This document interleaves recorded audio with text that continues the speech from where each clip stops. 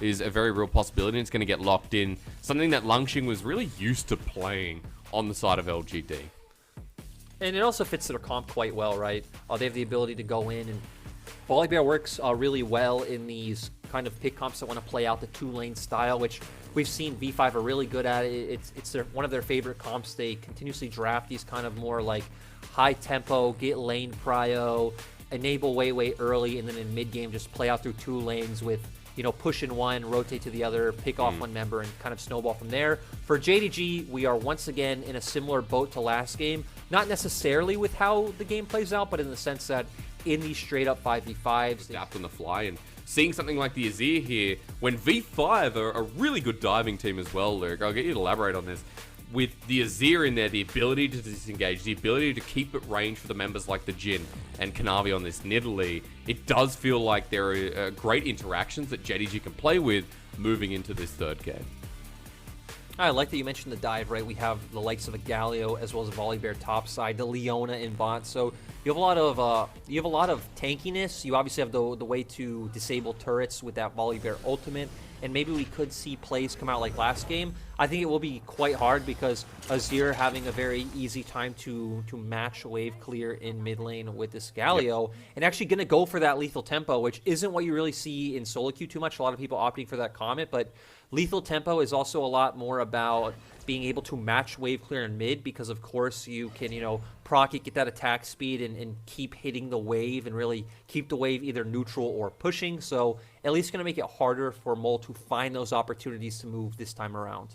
Yeah, because Mole has Predator once again, and he started with the Darksteel. This is something we've seen twice now out of his Galio, where the Darksteel start has been opted in for instead of something like the Doran's Ring, instead of the double pots alongside, gets the refillable. So has a bit more of the economical sustain, I'll call it. As across the board, Lyric, just note, we've got a phase rush on Olaf, something that we saw glimpses of in 2020 summer, but it's been more the Conqueror Olaf that we've seen so far in Demacia Championship. Yep, but instead going to go for the ability, like the sticking power to stay on top of the likes of Kanavi if he does end up in that jungle duel, or if he does get onto the backline from JDG, right? Just being able to make sure he doesn't get kited out by the likes of LokeN or xiye. Surprised to see the start in this top lane. Meanwhile, though, Langx has gone for the stun instead of going for the Sky Splitter. You and I have many conversations about the power of Volibear level 1 and the AP damage that he actually puts out. Volibear and Sett, both very strong level 1 champions. It's very interesting because I remember in summer when these two champions were junglers, they were very synonymous with kind of how they played the game, right? It was a lot more about early game skirmishes, controlling river, both extremely strong in dive scenarios. Obviously, Sett being able to tank the turret and throw out that haymaker and get the shield. Volibear with his ultimate altogether. So, very similar champions up in the top side, but again, draft's very different. We're already starting to see the wave clear come out from xiye, being able to constantly push this wave, proccing the lethal tempo as we see, and consistently being able to get out those trades. And the ability to kind of stick on top of Mole, right? The lethal tempo comes in handy there, where you can get an extra couple of auto attacks in early. We saw already the low health bar, but Weiwei is nearby on these Raptors. Level 3 clearing this away. Kanavi doing the same, but towards the top side here on his blue buff. And tracking junglers is going to be important because they are both towards this top side. Weiwei's top side, though, is pushing in deeper, while Kanavi might have an avenue to try and punish out. One thing I want to hit on about Azir, because we haven't really seen him, is, one, I wonder what Mythic he'll go for. In solo queue, it is typically either Ludens or Liandry's. I feel like this is a really good Liandry's game with, again, the likes of so many bruisers on the opposite side. But another nice change for Azir, I think, is the recipe change for Nashor's Tooth. It definitely has a lot smoother of a build path now, building out of recurve, bow blasting. Ooh, bit of a mistake there. Flash for flash, cleanse on top of that for xiye. And that was, you know, some real tension. Yeah, like you said, two summoners blown by xiye, one by Mole. V5 looking to control this Scuttle Crab. Level advantage here for Kanavi. Flash face breaker. Zumave just ended it all before it's begun. Weiwei getting low, but first blood achieved by this top lane Sett. Langx on an island. Level 4 Volibear needs a Sky Splitter, but the poke damage huge. The flash away respected. Kanavi on the hunt, but look, even mid, Mole almost dies. And V5 have to roam up their support too. This is going to be a bit of poke damage. Kanavi going for it. Yes, he is. Stops Langx's back as well. Big win for JDG across the map. And both bot laners roam to the mid lane, so that's why we saw, Mole getting chunks alone, even potentially more action. Obviously, Zoom's flash facebreaker was massive, but I also think the fact that Kanavi hit the spear on Weiwei right before Zoom went for that play was really big, because if Weiwei could have bought a bit more time, I do think V5's bot lane was moving first. Maybe we'll see her. Yep, we do see the Leona and Kai'Sa ahead. The spear hits, flash facebreaker comes out, so Weiwei, of course, going to get bursted down first, not able to sustain back up with his W, and now V5 just not having the damage, right? Zoom still full HP, and yeah, 1-0 for the side of JDG. Really big for the composition when we set up for JDG, playing at range once again with Kanavi and LokeN especially. I think it's important that, as a Nidalee, we've talked about this in the LPL as well, you're getting ahead early, getting that snowball factor online, and with the Hextech Alternator picked up, there is a lot of burst damage available at level 5 here for JDG's jungle. Yep, of course, we do see Nidalee go with the Night Harvester. Works well for her kit, especially getting that movement speed off of one target. And, when you jump onto, into the fray, very easy to proc it on numerous members as well. The 5 ability haste also feels quite nice, so... Is engaged in the bottom lane, but Kanavi's here to respond. ppgod going to disrespect as Kanavi goes on top once again. The burst damage from Hextech Alternator, quite nice, but he manages to survive. Didn't have a flash anyway, but Y4 has to burn the heal. ppgod going in without knowing where Kanavi was. They do have bot side scuttle, so maybe not anticipating for him to be there. But of course, JDG do have a control ward bot side. And JDG actually zoning off V5's bot lane from turret. So it looks like V5 want to come and look for a play on the top side to counter. Langx has the ultimate available, and that's the respect paid. Weiwei is actually just backing in turret range. Not sure if this is to bait him in or could just be outside of vision range. But Langx going to hit the turret, walking back in as Zoom, and it kind of absorbs the damage. And so this is just a big win right now for JDG through the bottom side. The bottom wave was able to move back in, but Kanavi is on the dragon. Both teams is trading where the pressure points are, right? The concerning thing for me for V5 is, one, stylistically, this has never been the way they played the game, and when they did try to do it up against Suning, it was just out of left field, right? They started playing for Volibear on top, and they got completely smacked by Suning. As Weiwei, the hero's entrance is going to be burned in. LvMao gets out with a nice magical journey, but V5 are following this. Flash away immediately, but the spear connects. Kanavi ready to go on in. Smite heals up Weiwei as ppgod's low as well. One more shot needed from LokeN as he's on the reload, but the hero's entrance, the Justice Punch from Mole is blocked away. Deadly Flourish dodged down. Nice undertow to slow them down. Winds of War damage on the outskirts, and JDG won't get the kill, but they force out V5 with a lot of summoners burnt. This also goes back to the conversation we were just having about JDG playing through this bot side and really denying V5 is, I feel like there's two key takeaways from this. Is one, the Azir pick coming in massively. She consistently has mid prio, so denying Olaf really the ability to invade the enemy jungle with Mole covering. Mole also not being able to influence the map, and we've seen throughout this tournament and throughout V5's whole run since he's joined, if Mole isn't able to be a big contributor in some way, V5 usually falls apart. And then the ganks that Kanavi's been putting towards the bot side, not allowing ppgod to really be this big playmaker, means that the core of V5 has really been shut down, and now you're kind of relying on Langx to, step up and make something happen. But when you're playing Volibear against Sett, it doesn't really feel like there's necessarily a pressure point to really turn this into something meaningful. And when there's so much wave clear with the early Iron Spike whip, it's very hard to, get this wave pushed up consistently. V5 are roaming to the top side of this map, but Zoom, I think, may have spotted this one out. Good dodge away from the Zenith blade, but the undertow connects as he ults on out. That's his escape path. Nice little smackdown, but Zoom just walks back to all 5 members are here, Hysterics. All 5 members are here already. For the Herald, we've seen this a lot in the LPL as well. Rotating for the first Herald of the game, considering how important it is. The magical journey used over the wall. ppgod is isolated by himself. The spear doesn't connect, though, and a lot of damage was absorbed. Now V5 had their chance to go back in as ppgod has gotten low. Kanavi with the spear nails it down, and that's the first kill of the fight. 2 for 0, and it might be more as that Q, that E from Zoom. The Showmaker is just beautiful. That's right. We got a Haymaker, and it's showy from Zoom. With Mole on the outskirts of this fight, it's done. JDG 4-0 at the first 8 minutes. Yeah, 2.5K gold lead. They're going to pick up Heralds, so they're going to extend that even more. Also, members of V5 are missing out on waves, so that's another avenue where JDG are going to be winning in gold and XP. So this teamfight win by JDG is honestly massive. There were a lot of mistakes coming out from both sides, right? Zoom initially getting caught out, have to blow that ultimate. Then ppgod walking a bit too far forward, does get picked off in the end. Xiye, I don't know if you saw, but had to blow a flash. It gets separated from the rest of his team as well. So again, this is the first look from JDG, so they are still kind of like warming up into this tournament. V5 as well, we see them get onto Xiye. Xiye flashes out, ppgod getting picked off on the other side. Zoom worked his way around the whole fight from where he initially started, so cutting off the escape of a lot of the members of V5.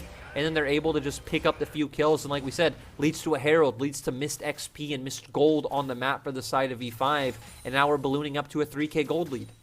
And when you have a composition that's this far ahead, you know, this early on with the poke that's available for JDG, really hard for V5 to look at closing the gap, right? We're going to see a lot of damage coming out as Langx, there's remnants of it. Gets a stun down on Kanavi, and Sky Splitter shield acquired, but not the AP damage on top of this Nidalee, but Nidalee's okay. She's still so far ahead, about 20 CS over Weiwei, and a level advantage to boot.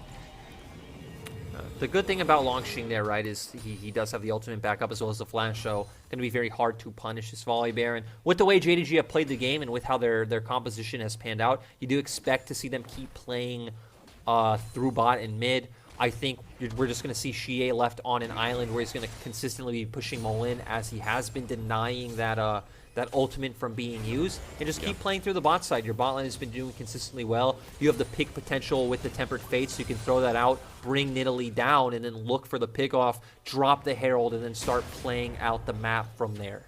You know, at the very least, we're heading towards another dragon anyways, so we'll see what happens with his Herald in the inventory. It's half the way timed out, just about, from Kanavi. And his spears are starting to really threaten Mole. Turret plating going down for Xiye in the mid lane, and with that wave pushed up, great timing for now the dragon to spawn in 15 seconds.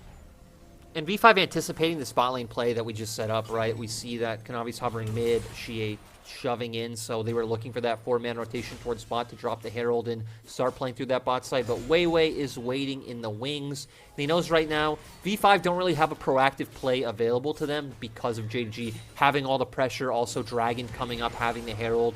They're just kind of forced to take the reactive side of the matchup and just kind of wait and see what JDG does and then look for the counterplay.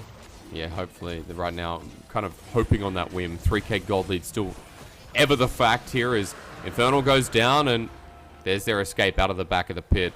Continues to be JDG favored here in this game as even Zoom in the top side, while the play's going on, manages to get a bit more turret plating 2 minutes before it expires.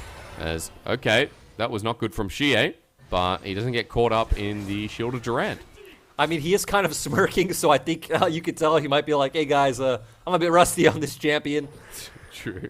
It was close. It wasn't so bad that you're like, why did he do that? It was just the dimensions of the ultimate. Let's be honest. This has not been the most like mechanically gifted series or like high gameplay level series. Has been one of our more entertaining series. Yeah. So, you know, that's a win. That's very, very true. Well said. Mole still getting poked out in the mid lane. Here comes Herald. And good timing as well, because with turret plating going down, you want to make sure you can capitalize on that.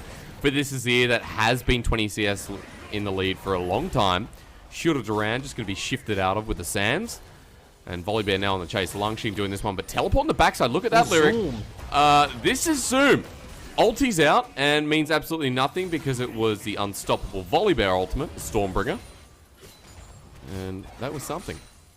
Yeah, so, I mean, ultimately top laners trade ults and Zoom loses TP. Not going to equal out too much. JDG obviously still having their massive advantage, but Langx, though, might be Here we go. off. Flash over the wall, and Langx's out, but that's a summoner down. As LokeN and ppgod are going to have it out. Now, I've seen a real-life fight before, and this looks nothing like it, but with the Zenith Blade down, Solar Flare now getting the power of the sun. Mole's teleported in. That Tempered Fate, great zoning tool. But Mole can still come in as Xiye out with the Shifting Sands again. The Magical Journey used on a very long wall. Kanavi thinking about going in. Deadly Flourish blocked nicely onto Weiwei, who doesn't have to use the Ragnarok. And B5 are really anticipating this play. Yeah, LvMao's Cosmic Binding kind of saving xiye there. Maybe if Mo was going to commit the flash over that wall, not get hit by the Cosmic Binding, they could have burst out xiye and maybe found a teamfight win. Okay, here comes a curtain call. 1, 2. Weiwei's got to block this, but he's just taking a spear to the face, and Weiwei steps up. Heal was burnt. And there's some of the poke we've talked about all game long with these comps in action. You know, this also is coming back to the fact that we said, hey, JDG's comp, as this game goes on, you know, feels a lot better. It's a lot more about kind of just standing 5 men in front of V5 and hitting them with the skill shots, allowing Azir to do his thing. He has the Emperor's Divide to keep a lot of the threats from V5 back.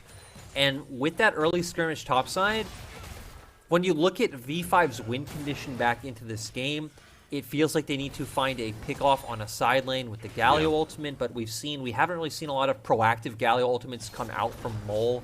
Even in previous games, right, it's been a lot more about reacting to what Weiwei's doing on the map, rather than like, hey, let's send Langx and Mole somewhere, let's have Weiwei gank a side lane and set up this play. So I feel like V5 are going to be hard-pressed for options without JDG making a mistake of their own.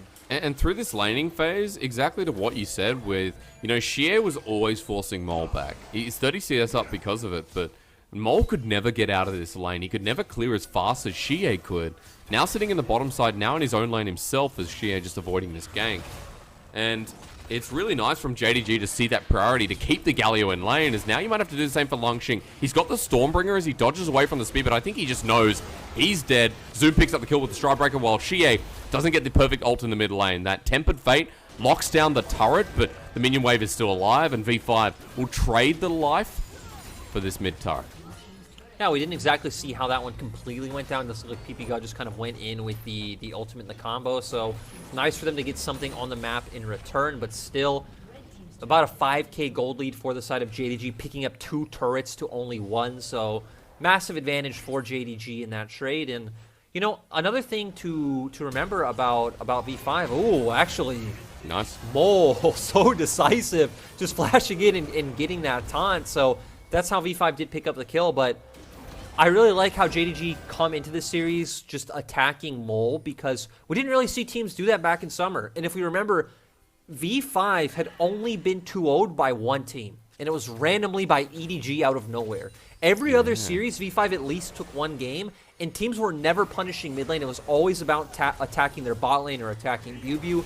And we do see coming into this series, if you shut down Mole, the team doesn't have the same options. Let's find out, though, because Zoom gets engaged on, and the burst damage is insane. Poke starting to come out once again as LvMao follows up with the magical journey. Here we go. The hero's entrance used to stop the play in action. Final bullet of the curtain call doesn't connect, and neither does the javelin toss, but Protobelt used very aggressively from Mole to clear the wave. May have been worth it as he takes half his health bar in response. JDG set up the Sun Turret, and they're really pushing this tempo forward. And just like any, you know, like poke, siege composition against a comp that kind of wants to run forward, has a lot of engage, V5 are going to have to get to a place where they come off of resets. Maybe it's going to be at something like, not this Drake, but maybe the next Drake, maybe a Baron. And you're just going to have to engage outright. You have to be decisive, just go in with full health bars. Because if you take the scenarios like this, where you allow JDG to get pushed in the side lanes, rotate mid, they're just going to consistently chunk you out and force you to continue to be the reactive team. And then you're not going to be able to use all of your tools aggressively, and it's going to put JDG in the situation they want to be in, where they're allowed to just keep free hitting these turrets, turn to dragon, and keep snowballing this game. Yeah. It's like a slow bleed coming out from V5, you know, by JDG.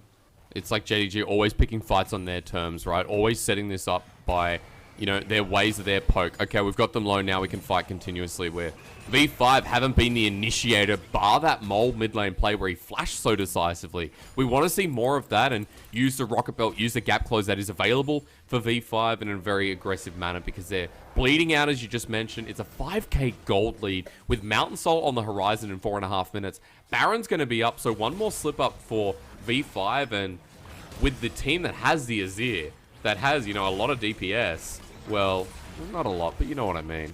They're just going to take over the game. There's a ton of DPS, my friend. You are 100% correct. Well, a lot of damage coming out. Again. Yep. Another thing that we have kind of seen this game is the fact, not even just this game, this series, JDG has a much better understanding, I think, about controlling and catching side waves, as Zoom Okay, alright. ppgod might be caught out. Really good cosmic binding again. They turn to Langx, and oh my god, Kanavi's damage. Bigger than a Christmas tree in the sun. As JDG get one more, and there's not really anything up bar the Baron, but they have a Rift Herald Lyric, and they got a 4 versus 5. Yeah, and we see that Jgl and Weiwei are actually on the bot side trying to kill xiye, so this should be a free mid lane turret for the side of JDG.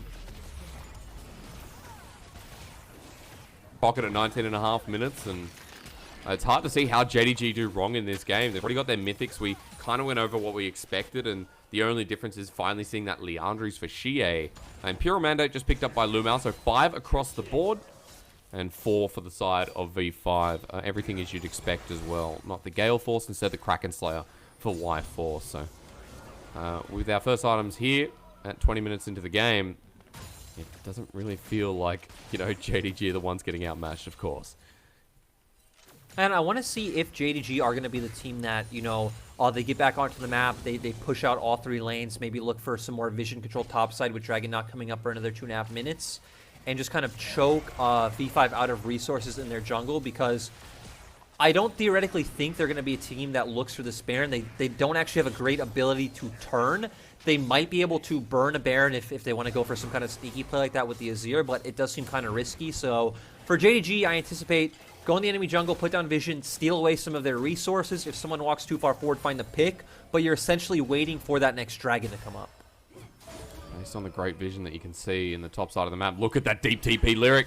You see what I see. Zoom is coming in fast as Y4 uses Supercharge to get out of that, but Zoom's still in position. Here is entrance used, and Zoom there, ulti's out. That's his escape path. The Haymaker shield once again. Wasn't really a showy maker this time around, with ppgod getting low and Mole the same. Heal burnt out, and LvMao taking the magical journey was a step too far.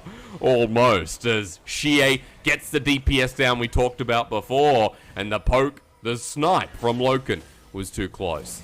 I can't believe that no one from either side ended up going down. Mole looked like he was dead to rights at the start of that fight, but hey, JDG still come out with a health advantage, so they're going to be able to take this mid lane turret. They are going to have to back up now, but 1 minute and 30 seconds until Drake. Mole, though, I don't think he can realistically do anything off of his flank, but he is here.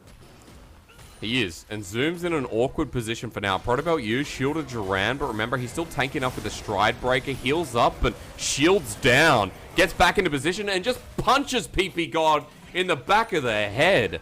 He's knocked out, he's down for about 25 seconds, and JDG want to keep swinging this one forward. Kanavi is so damn fast, and V5 known the only way out is through. Onto Zoom, but the shield again, and the damage is absolutely insane. Langx tries to do the same, but it's all over. Y4 dove, Kanavi might die, but V5 have been shell-shocked.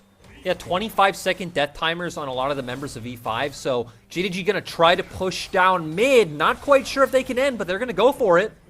Well, why not? JDG have held everything in control this game. There's almost a 10k gold lead, and ppgod stands in front of the Nexus just hoping to make it a swift end. Cut the throat and be done with it, he says. With Zoom, the one standing in front. The Tempered Fate used, the great Ragnarok, but the Nexus bare for all to see. Match point achieved in dominating fashion by Jingdong Gaming. Great to see from JDG. Remember, they were a top 2 team in LPL Summer. Sure, things didn't pan out the way we hoped for at Worlds, but still, you know, an S-tier caliber team. There have been a lot of mistakes today, but I think JDG overall have had the better fundamentals. JDG are getting so much pressure over V5. Understanding how V5 have played, you know, throughout 2020 summer, throughout Demacia Championship so far. I also like that we saw that skirmish in Topside River. We'll get a glimpse of that when we see the highlights in a moment. But that was the defining point. JDG snowballed from there. They took over the game, and Kanavi was always up on Weiwei. He was always a defining factor for picking off, bursting out, making